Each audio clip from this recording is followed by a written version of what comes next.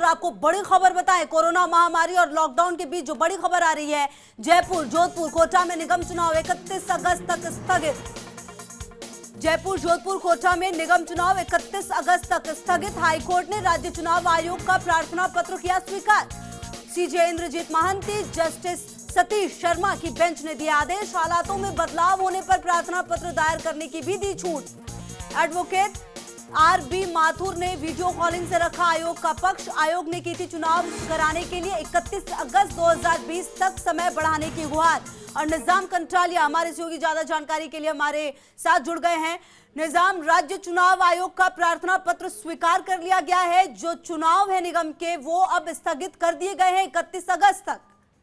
बिल्कुल, देखिए कि 5 अप्रैल को जयपुर, जोधपुर और कोटा में जो 6 नगर निगम थे उनमें चुनाव होने थे। उसको लेकर पहले भी जब कोरोना को लेकर राजस्थान हाईकोर्ट में राज्य सरकार की ओर से प्रार्थना पत्र पेश किया गया था, तब 17 अप्रैल के बाद 6 सप्ताह का समय दिया गया था और स्थगित कर दिया गया था चुनाव को।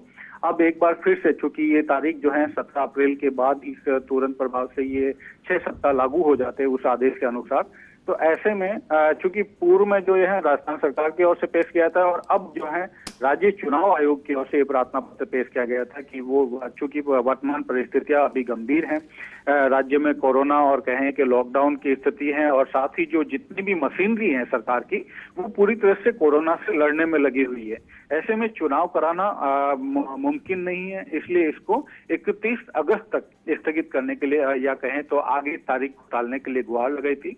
फिलहाल राजस्थान हाईकोर्ट जो मुख्य न्यायाधीश इंद्रजीत महांती की खंडपीठ है, उन्होंने इस प्रार्थना पत्र को स्वीकार कर लिया है। पूरा फैसला जो है करीब 3 बजे के बाद जो है वेबसाइट पर अपलोड किया जाएगा। लेकिन फिलहाल जो हमें जानकारी मिले उसके अनुसार सरकार जो राज्य चुनाव आयोग का प्रार्थना पत्र है उसको स्वीकार करते हुए साथ ही ये भी छूट दी है कि अगर परिस्थितियों में किसी प्रकार का बदलाव होता है या बदलाव नहीं होता है तो राज्य चुनाव आयोग और सरकार को भी ये छूट है कि वो हाईकोर्ट प्रशासन के हाईकोर्ट के समक्ष नया प्रार्थना पत्र दाखिल कर सकते हैं किसी भी मामले को लेकर, आगे की छूट के लिए या फिर जो चुनाव कराने को लेकर। तो ये एक छूट दी है बड़ी कि वो जब ये तारीख हो 31 अगस्त से पहले भी अपनी स्थितियों में अगर बदलाव आता है तो वो कोई भी प्रार्थना पत्र दायर कर सकता है। फिलहाल हम कह सकते हैं 31 अगस्त तक जो है ये चुनाव जो है टल गए हैं, चुनाव को एक तरह से टाल दिया गया और आयोग का जो प्रार्थना पत्र था वो स्वीकार कर लिया गया। निजाम, तो कहीं ना कहीं जिस प्रकार से आप ये कह रहे हैं कि अगर स्थितियां सुधर गई तो शायद पहले के लिए भी प्रार्थना पत्र दे सकते हैं, लेकिन हो सकता है कि 31 अगस्त के बाद की भी प्रार्थना पत्र आ जाए स्थिति को देखते हुए। और जो सिचुएशन चल रही है निजाम, उसके हिसाब से ये फैसला कितना बड़ा लग रहा है? बिल्कुल, इसका पहले से अंदेशा था क्योंकि चुनाव ये जरूर है कि राज्य सरकार की ओर से पूर्व में जो 18 मार्च को पेश किया गया था प्रार्थना पत्र वो राज्य सरकार ने किया था, लेकिन इस बार चुनाव आयोग ने पहल की क्योंकि चुनाव आयोग को मशीनरी की जरूरत होती है। चुनाव आयोग की खुद की मशीनरी नहीं है, ऐसे में चुनाव आयोग राज्य सरकार से सारी मशीनरी जुटाता है। और आज की तारीख में आप देखेंगे कि हम कोरोना से जंग लड़ने में पूरी राज्य सरकार की जो मशीनरी है पूरा एक ही टारगेट है और वो हमारा टारगेट है कोरोना से जंग लड़ने का, कोरोना से जीतने का।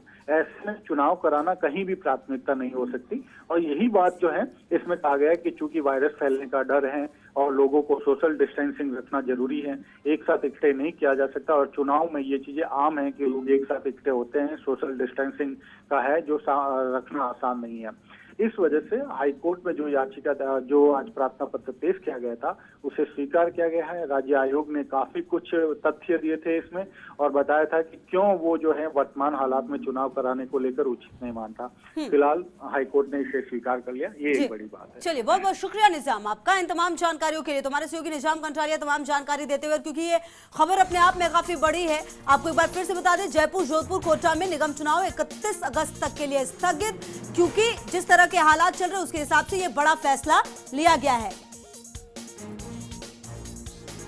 और अभिषेक श्रीवास्तव हमारे सहयोगी ज्यादा जानकारी के लिए इसी खबर पर जुड़ गए हैं। अभिषेक, जैसा कि हमारी बात हो रही थी और तमाम चीजें सामने हैं, जो ये फैसला लिया गया है वो कितना बड़ा है और इसके मायने क्या होने वाले हैं? देखिए खुशबू, पहले मैं बता दूं आपको कि ये जो 3 शहरों की बात हो रही है, जयपुर, जोधपुर, कोटा, इनमें दोनों नए निकायों का गठन सरकार ने किया था।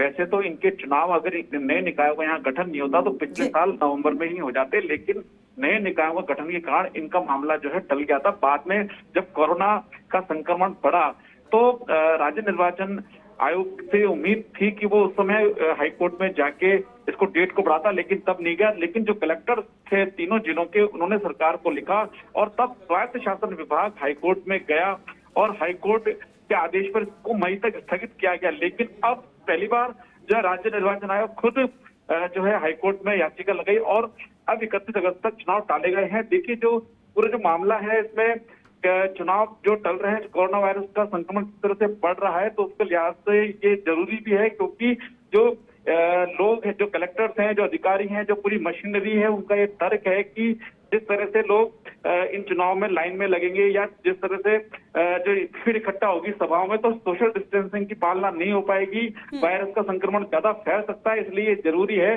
कि इन चुनाव को फिलहाल रद्द जो है स्थगित किया जाए।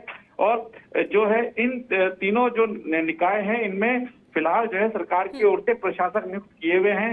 ये प्रशासक जो है डे टू डे का काम संभाल रहे हैं। अभी जो ये निकाय हैं कोरोना वायरस के संक्रमण से इनके काम में लड़ रहे हैं। सफाई कर्मी जो है सैनिटाइजेशन के काम में लगे हुए हैं, साफ सफाई के काम में लगे हुए हैं। तो ये सारा काम अभी प्रशासक करे, तो इससे ये बात स्पष्ट हो गई कि प्रशासक का जो नियुक्ति काल है वो 31 अगस्त तक के लिए और बढ़ गया है, जो कि नवंबर से शुरू हुआ था वो अब तक बढ़ गया है, क्योंकि आज की तारीख में इन तीनों निकायों में जो है कोई बोर्ड नहीं है, कोई जनप्रतिनिधि नहीं है, केवल जो प्रशासक है वो ये काम कर रहे हैं।